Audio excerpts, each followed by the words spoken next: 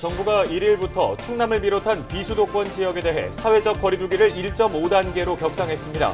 다중 이용시설 인원이 제한되고 100인 이상 모임이 금지되는 등 방역 수칙이 강화됩니다.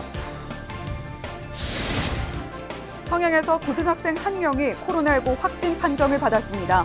해당 학생은 등교하지 않고 집에서 원격 수업을 했던 것으로 확인됐습니다. 당진시 수도검침원이 당진시를 상대로 한 근로자 지위 확인 소송에서 승소하면서 공무직 전환이 추진되고 있습니다. 그동안 검침원들은 4대 보험 등 근로자로서 법적 보호를 받지 못하고 있었습니다. 지난해 충남에서 300건이 넘는 차량 화재가 발생한 것으로 집계됐습니다. 화재 원인과 예방법 등을 충남 소방본부에 사고로 보는 소방안전에서 살펴봅니다.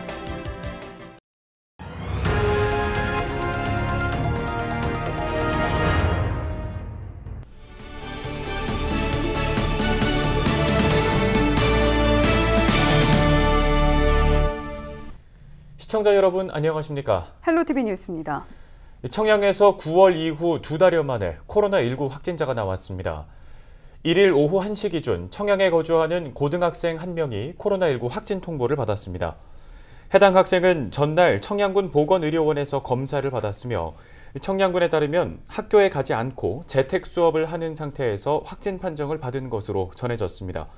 방역당국은 확진자의 집 등을 방역 소독하고 역학조사를 진행하고 있습니다. 이처럼 확진자가 잇따르면서 충남을 비롯한 비수도권 지역에 대해 사회적 거리두기가 1.5단계로 격상됐는데요. 다중 이용시설 인원이 제한되고 100인 이상의 모임이 금지되는 등 방역 수칙이 강화됩니다. 충남도가 코로나19와 같은 감염병에 신속히 대응하기 위해 전담부서를 신설합니다. 충남도는 이 같은 조직 개편 내용을 담은 충남도 행정기구 및 정원 운영에 관한 일부 개정 조례안을 도의회에 제출했습니다. 개정안에는 현재 보건정책과 업무 가운데 감염병 대응 관리 기능을 신설되는 감염병관리과로 이관하는 내용이 포함됐습니다. 예상 정원은 14명으로 역학조사팀을 비롯해 4개 팀 체제로 운영될 것으로 보입니다.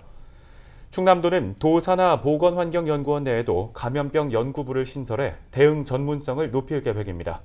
개정안은 오는 16일 열리는 도의회 정례회 5차 본회의에서 확정됩니다. 각 가정집을 돌며 일하는 수도 검침원분들 다들 한 번쯤은 보셨을 텐데요. 당진에서는 수도 검침원을 대상으로 공무직 전환이 추진되고 있습니다.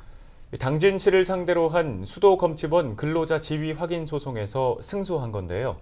그동안 4대 보험이나 퇴직금 등 근로자로서의 권리를 보장받지 못했던 이들에 대한 노동환경 개선이 이루어질 것으로 보입니다. 김단비 기자의 보도입니다.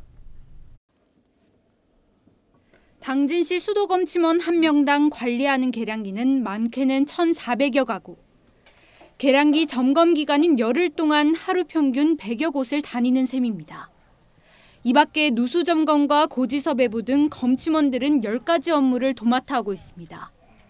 이처럼 업무량은 적지 않은데 기름값과 식비, 심지어 치료비까지 모두 본인이 부담해야 합니다. 당진시가 개인 위탁 계약을 맺고 근무하는 수도검침원 21명을 각각 개인 사업자로 보고 근로자 지위를 인정하지 않고 있기 때문입니다.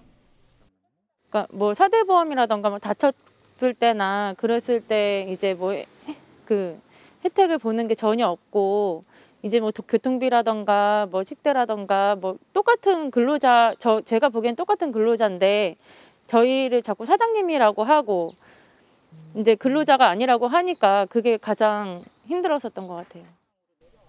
지난해 고용노동부가 수도검침원을 근로자로 인정하고 정규직으로 전환하라는 권고 지침을 각 지자체에 내렸지만 검침원들은 당진시가 소극적인 입장을 보여왔다고 주장합니다. 여기에 지난해 11월에는 당진시가 검침원 7명에게 일방적인 계약 종료를 통보하자 검침원들은 법원에 근로자 지위 확인 소송을 제기했습니다. 1년 동안의 소송 끝에 법원은 최근 검침원들의 손을 들어줬습니다. 또 많이 얘기를 했어요. 수도과에도 저희가 직고용 대상자니 한번 알아봐 달라. 근데 저희는 당진시는 아니라는 거예요. 그리고 권고사항일 뿐이지 해야 된다는 그런 단서가 없기 때문에 해도 되고 안 해도 되는 거기 때문에 당진시는 안 하겠다고 하시더라고요. 공무직 전환이 안 된다던 당진시는 최근 입장을 바꿨습니다. 시는 조만간 전환심의위원회를 열고 공무직 전환 시기와 임금 등을 결정하겠다고 밝혔습니다. 정규직 전환심의위원회를 통해서 전환 추진을 준비 중에 있고요.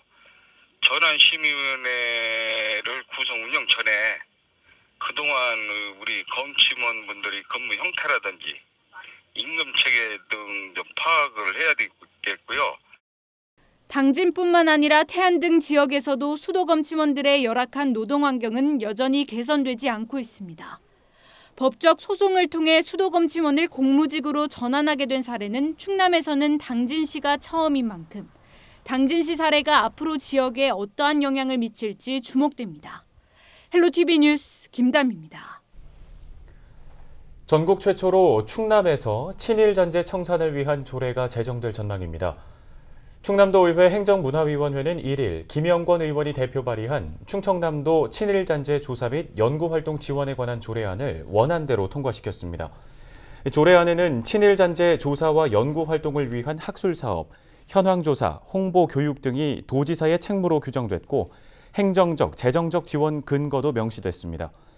조례안이 오는 16일 충남도의회 본회의에서 최종 통과되면 전국에서 처음으로 친일잔재 청산 조례가 충남에서 시행되게 됩니다. 독립유공자에 대한 예우와 지원을 구체화한 조례가 충남도의회 소관 상임위를 통과했습니다. 충남도의회는 조승만 의원이 대표 발의한 충청남도 독립유공자 예우 및 지원에 관한 조례안을 원안 가결했다고 밝혔습니다. 이 조례안은 법률에서 규정한 독립유공자와 그 유족에 대한 지방자치단체 차원의 의무를 구체화한 것이 핵심입니다. 구체적으로 독립유공자 추모 사업과 관련 자료 조사, 연구 등을 도지사 책무로 명시하고 위로금 지급 등 재정 지원 근거도 포함됐습니다.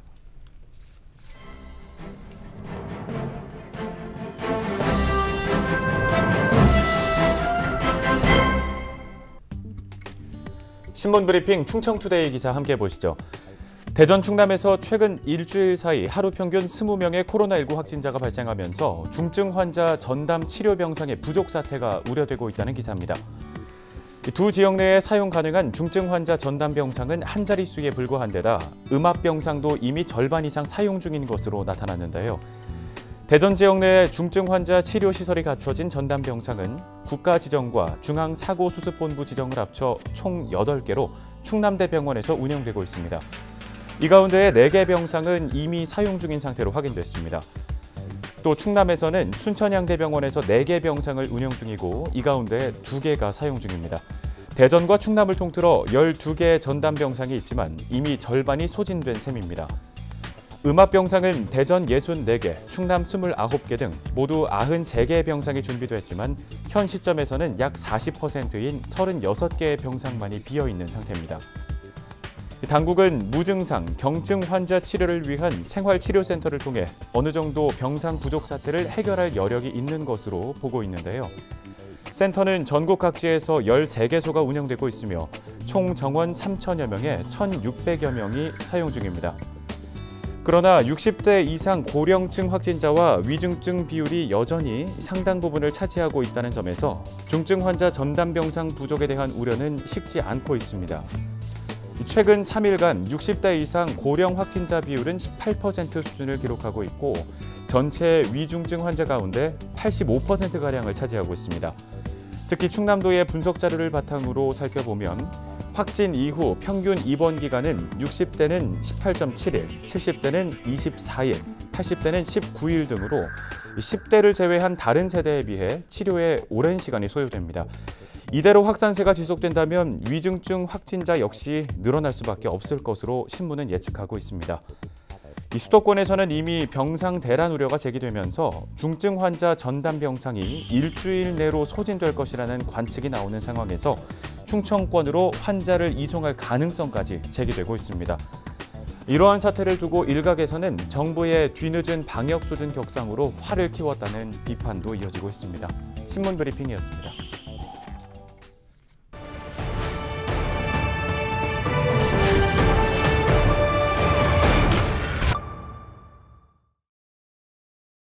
시청자 여러분 안녕하십니까? 충남소방본부 김정은입니다. 각종 사고를 통해 안전수칙을 전해드리는 사고로 보는 소방안전 코너입니다. 그럼 오늘 첫 번째 영상부터 만나보겠습니다. 지난 6월 천안시 서북구 성정동의 한 호텔 지하주차장에서 차량 화재가 발생했습니다. 원인을 알 수 없는 불이 주차된 차량 엔진룸 쪽에서 시작됐는데요. 화재 경보음을 들은 호텔 직원이 119에 신고했고 70여 명의 인력이 동원되어 인명피해 없이 화재는 진압되었습니다. 재산 피해는 4,600여만 원이 발생했습니다. 두 번째 영상도 차량 화재 영상입니다. 지난 3월 공주시 계룡면 상성리 상성교차로에서 공주 방향으로 운행 중이던 고속버스에서 화재가 발생했습니다. 출동한 소방대원에 의해 화재는 진압되었고 다행히 화재에 놀란 승객들은 모두 대피해 인명피해는 발생하지 않았습니다. 하지만 만약 대피가 늦었다면 큰 피해로 이어질 수 있는 사고였습니다. 화재 원인은 엔진 과열로 8,200여만 원의 재산 피해가 발생했습니다. 충남소방본부의 통계에 따르면 지난해 도내 차량 화재 건수는 총 311건으로 6명이 사망하고 8명이 부상을 입는 인명피해가 발생했습니다. 차량은 사랑하는 가족과 함께 이용하는 것이기 때문에 운행 전 꼼꼼한 사전 점검은 필수인데요. 먼저 운행 전 냉각수 및 엔진 오일 등 상태는 괜찮은지, 연료와 각종 오일은 새는 곳이 없는지 꼼꼼히 확인하시고 정비업체를 통해 점화 장치와 타이어 공기압도 정기적으로 꼭 체크해야겠습니다. 장시간 차량 운행 시 한두 시간 휴식을 통해 엔진의 과열을 막는 것도 잊으면 안 되겠습니다. 또한 만약을 위해 차량 화재를 조기에 진압할 수 있는 차량용 소화기 한 대 정도 구비해 두시면 큰 사고를 막을 수 있겠습니다. 지금까지 사고로 보는 소방안전 충남소방본부 김정은이었습니다.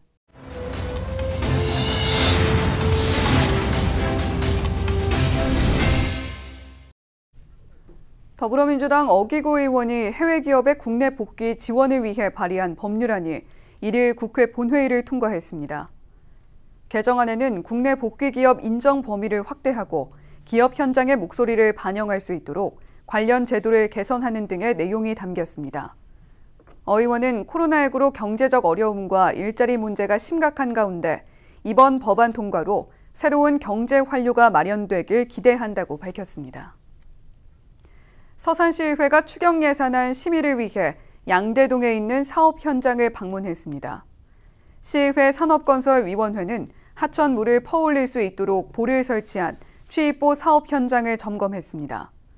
서산시는 기존 취입보가 낡아 재기능을 못하고 있으며 폭이 좁아 농업용수 확보량이 부족하다고 설명했습니다. 의원들은 재해 예방과 가뭄 대비 용수 확보를 위해 취입보 재설치가 필요하다는 데 의견을 모았습니다. 이어 보고서만으로는 모든 사업을 이해하기 어렵다며 앞으로 남은 본예산 심의에 있어서도 현장을 직접 찾아 확인하겠다고 밝혔습니다. 서산시의회는 2일 본회의에서 추경 예산안을 의결할 예정입니다. 사회적 거리 두기가 강화되면서 비수도권의 국립공원 운영이 1일부터 제한됩니다. 환경부는 전국 사회적 거리 두기 1.5단계 격상에 따라 서천 국립생태원 등 다중이용 국공립시설에 대한 방역 관리를 강화한다고 밝혔습니다. 이에 따라 비수도권 국립공원은 실내시설 수용 인원을 절반 이하로 제한하거나 아예 운영을 중단합니다. 전국 국립공원의 시설 운영 현황은 홈페이지 등을 통해 안내할 예정입니다. 충남도와 청운대가 SNS로 충남을 중국에 알리는 프로젝트를 추진합니다. 양승조 충남도지사와 이우종 청운대 총장은 30일 도청에서 브랜드 충남 대중국 SNS 홍보 프로젝트 업무 협약을 체결했습니다. 앞으로 충남도와 청운대는 충남 홍보 영상을 중국어로 제작해 현지 주요 SNS 채널에 올릴 계획입니다. 홍보 대상은 충남의 우수 정책 사례와 지역 축제, 국제 행사, 주요 관광지와 먹거리 등입니다. 이번 프로젝트는 내년 1월부터 본격 가동될 예정입니다.